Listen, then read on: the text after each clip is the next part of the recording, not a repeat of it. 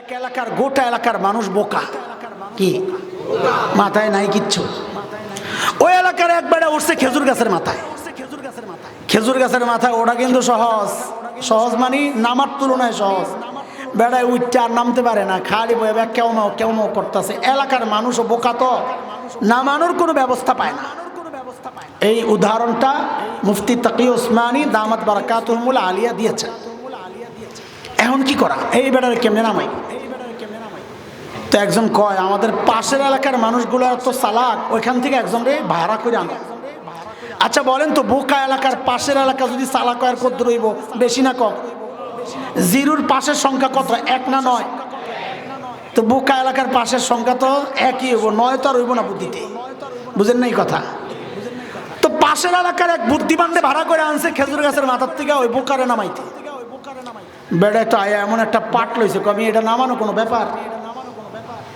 একটা মোড়া রশি লো, শক্ত দেখে একটা লম্বা মোড়া রশি আনছে। আইনা কয় এখন কি করা? বুদ্ধিমানের বুদ্ধি কয় এটারে খেজুর গাছের মাথায় উঠাইয়া বেড়ারে কোমরের মধ্যে শক্ত করে বাঁধতে। তো কোমরের মধ্যে শক্ত করে বাঁধছে। এবার কয় এখন কি করা?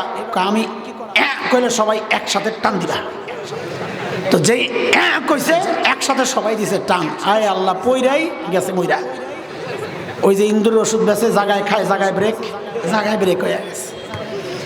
এলাকার মানুষ ধরছে, তুমি কামড়া করলা কি? আমগো মানুষ তো মরে গেছে, মরে গেছে তো আমিও দেখতাছি। তো এটা কি করলা? আমি কি জানি মরে যাই? তো এটা কোন পদ্ধতি? তো বেটা কি কয় জানেন, এই পদ্ধতিতে তো আমি আমার এলাকায় একজনকে বাঁচাইছিলাম। হ্যাঁ রে, কারে বাঁচাইছ?